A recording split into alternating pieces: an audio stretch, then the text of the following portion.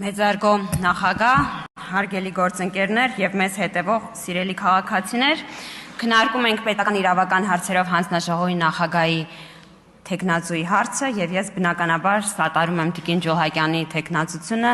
Տիկին Ջուլհակյանը լավ գործընկեր է, ես իր հետ առիթ եմ ունեցել աշխատել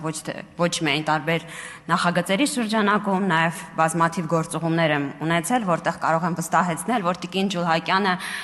շատ բարձր մակարդակով ներկայացրել է Հայաստանը եւ մեր քաղաքական օրակարգը Տիկին Ջուլհակյան, ես բնականաբար աջակցում եմ ձեր թեկնածությանը, բայց նաեւ պետք է անդրադառնամ հարցերի, որոնք հնչել են այս նիստերի դահլիճում։ Մի ձևակերպում է հնչել 3 պարոն Կարապետյանի կողմից, որի հետ ես չափազանց անհաշտ եմ։ Պարոն Կարապետյան, չի կարող այդ միտքը հնչել այստեղ եւ մնալ անարձագանք, իսկ միտքը հետեւյալն է։ Բնականաբար ուղիղ չեմ ցիտելու, բայց ասում եք դուք եւ մենք նույնն ենք։ Եթե մենք վատն ենք արել, դուք էլ եք վատը անում։ Եվ հավասարության կամ համեմատության նշան ընկալվում էր քաղաքական բանտարկյալները։ Դուք ասում եք դե մենք մեր օրոք եթե եղել է, առաջին նախագահի օրոք, երկրորդի օրոք, երրորդի օրոք, ապա հիմա դուք մի արեք։ Դուք այսպես ասում եք քաղաքական բանտարկյալների թվի կամ ուրեմն բովանդակության համեմատությամբ։ Եվ ես ուզում եմ հստակ ասել, որ Հայաստանում չկան քաղբանտարկյալներ։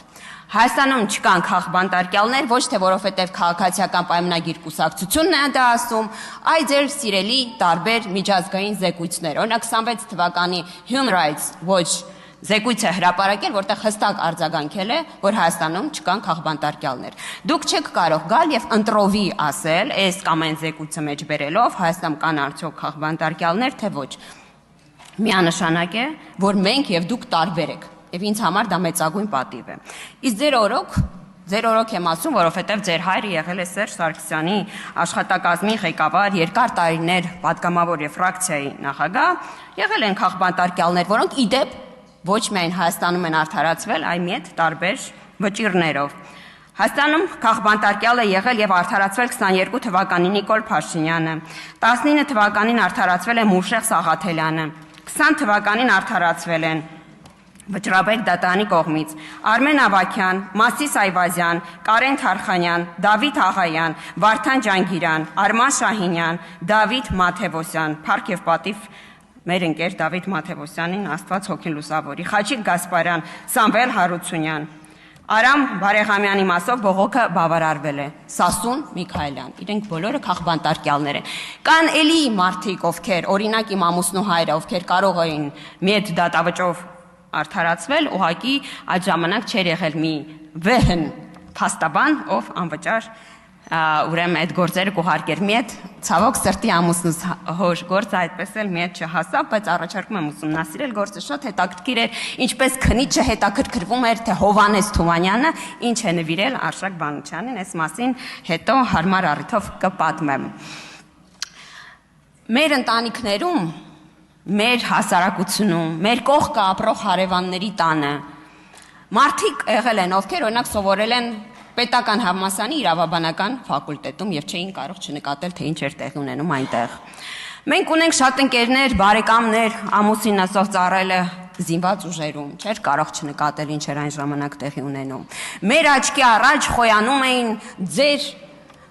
դղյակների վեհ պարիսպները եւ մենք չէինք կարող չնկատել, թե ինչպես բացառապես աշխատավարձով ապրող մարդիկ Երևանի կենտրոնում ունեին օրինակ 27 բնակարան։ Այո, դատական համակարգից մենք կարող ենք բողոքել։ Մենք կարող ենք։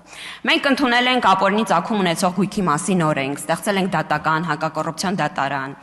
հատուկ գծով դատախազի ինստիտուտ ենք ներդրել եւ հիմա կան տարբեր գործեր, որտեղ որ օրինակ ձեր քաղաքական թիմից եւ ձերի դեպ չեմ կողմնորոշում Արմեն Գևորգյանում թիմից է, պարզվում է, որ մարդը 25 տարեկանից եղել է պետական համակարգում, կարող էր Երևանի կենտրոնում այդ քանակության բնակարաններ ունենալ։ Անհասկանալի է, ես 8 տարիա պատգամավոր եմ, կամ պարոն Կոնջորյանը, վարկով տուն առել ոչ Երևանի կենտրոնում։ Ինչ ասես չասեցիք, ժողովուրդ վարկով տունա գնել։ Հիմա մի հատ եկեք համեմատենք Երևանի կենտրոնում 27 բնակարան։ Եվ իրականում Պարոն Ռուբինյանը մի հատ շատ ճիշտ բան ասեց, հա, հաշտ լինել ընտրության արդյունքների հետ։ Ես ուզում եմ մի շերտ եմ ավելացնում, հաշտ լինել ժողովրդի իրավագիտակից լինելու փաստի հետ։ Դուք հեղափոխությանը էլ մասոնական, էլ սորոսական, էլ ադրբեջանա-թուրքական ինչ ասես չկպցրիք մի բաց պատճառով, որովհետև դուք այսքան ժամանակ կարծել եք, որ հեղափոխությունը տեխնոլոգիա է։ Հեղափոխությունը տեխնոլոգիա չի։ Հեղափոխությունը արձագանք է։ Արձագանք այդ մանումենտի տներին, ձեր գրպանների հարստացմանը, բժիշկների աշխատավարձ չստանալուն, թոշակներին։ Այո, հեղափոխությունը եղել է արձագանք անարդարությանը։ Եվ գալ ես դալիճում ասել, որ մենք եւ դուք նման եք, փառք Աստծո, որ մենք եւ դուք նման չեք։ Եվ դրա համար է, որ փողոցային պայքար եք գեներացրել։ Փառք Աստծո, այո, պարոն Կարապետյան, իմ համար մեծագույն պատիվ է, որ ես եւ դուք նման չենք։ Մենք դուք փողոցային պայքար եք փորձել գեներացնել, ընտրություններ են եղել, վարչապետ ամենաշատ հրաժարական տված վարչապետն է եղել։ Գայք վերցնեի 21 թվականի իշխանություն դրսում թափածեր վերցնող չկար։ Եվ շատ հետաքրքիր այն պահը, երբ որ դուք մուտք գործեցիք քաղաքականություն։ Գիտեք, ես ձեր ազնվությանը կհավատայի, եթե դուք որոշեի քաղաքականությամբ զբաղվեք մի պահի, երբ որ Հայաստան իսկապես գոյութենական խնդիրների առաջ էր կանգնած, այդտենց պահ եղել է։ Բայց դուք քաղաքականություն մուտք գործեցիք, ինչպես Սամվել Կարապետյանը այդ մասին իր ճեպազրույցում ասեց, երբ որ կպան ձեզ։ Պարոն Կարապետյանը ճեպազրույցներից մեկում ասել է. եթե այս քրեական գործերը չլինեին, ես քաղաքականությամբ չէի զբաղվի։ Ասել է պարոն Կարապետյանը։ Պարոն Կարապետյանը չի որոշել զբաղվի Հայաստանի հարցերով, եւ որ կար գոյութենական խնդիր։ Պարոն Կարապետյանը ընտրել է զբաղվել քաղաքականությամբ եւ իր վերաբերյալ քրեական գործ է եղել։ Կամ այս դալիճում ասում եք կրոնական հարց տարբերություն կա ձեր եւ մեր միջեւ։ Այդ դուք ուսումնասիրել եք մեր դավանանքը եւ հասկացել եք, որ կրոնական տարբերություն կա։ Ես Սուրբ Առաքելական եկեղեցու հետևորդ եմ։ Իմ աղջիկները կնքվել են Սուրբ Սարգիս եկեղեցում։ Ես ամուսնացել եմ եկեղեցով։ Եվ իմ դավանանքն ասում է, որ վեհափառը չի կարող ուսակրոնության երթումը դրժած լինել։ Իսկ ձեր կրոնում ինչպես է, ինչ շատ հետաքրքիր է։ Ձեզ մոտ վեհափառը կարող է զավակ ունենալ,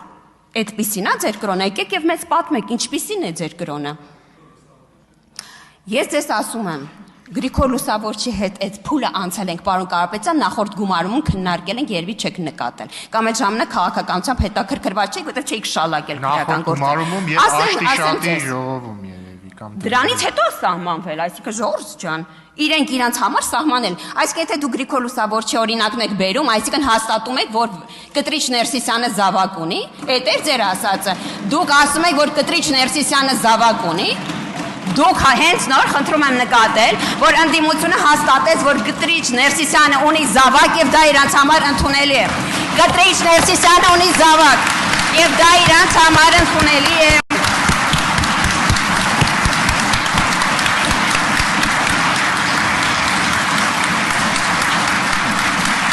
Լավ, Հերիքա, հարգելի գործընկերներ, շարունակեք Տիկին Ղազարյան։ Ես առաջարկում եմ, որպեսզի դուք միանաք մեր նորոգման օրակարգին։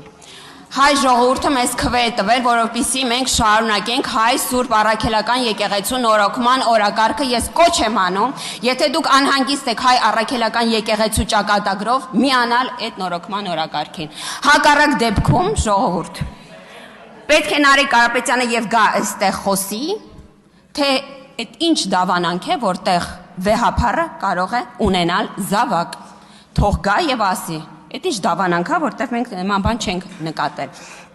Պարոն Ղազինյան, դուք առաջին հայացքից բավականին կառուցողական առաջարկ եք մեզ անում, ասում եք եկեք այստեղ զրոյական կետից սկսենք։ Մենք էլ ձեզ չենք ասի դուք ինչ եք արել։ Ասեք։ Ես հրաժարվում եմ այդ առաջարկից, որտեղ դուք մեզ շահավետ առաջարկ չեք անում։ Չկա որևէ բան, որ արել է քաղաքացիական պայմանագիր կուսակցությունը, եւ մենք դրա մասին պատրաստ չենք խոսել։ Ես չեմ ընդունում ձեր առաջարկը։ Եկեք, որովհետեւ մենք ասելու ենք դուք ինչ եք արել։ Պարզային։ Ես ասում եմ եկեք եւ խոսեք այստեղ եւ ստացեք դրան արժանի պատասխան եւ ի վերջո։ Տիկին Գրիգորյանն ասում է, որ մեզ երկու հանրաքվեն պարտադրում, իր ձևակերպմամբ եմ ասում։ Տիկին Գրիգորյան եւ առհասարակ ընդդիմությանը առաջարկում եմ ի վերջո մեր կողմից վարվող արտաքին քաղաքականության մասին գալ ընդհանուր հայտարարի։ Դուք մեկ բողոքում եք, որ մենք բոլոր եվրոպական ղեկավարներին, լիդերներին բերում ենք Հայաստան մեզ համար քարոզ արշավանելու։ Այսպիսով արձանագրելով, որ բավականին ուժեղ ենք, մի կողմից ասում եք մեծ ինչ-որ բան պարտադրում են։ Մենք որևէ հանրաքվեի չենք գնալու պարտադրանքով։ Մեր օրակարգն է գնալ հանրաքվեի, մեր օրակարգն է գնալ հանրաքվեի եւ մենք դրա մասին խոսում ենք 20 թվականի փետրվարից։ Առաջարկում եմ այլևս այդ հանրաքվեն չանվանել Ալիևյան, որովհետեւ դա լինելու է իրականություն։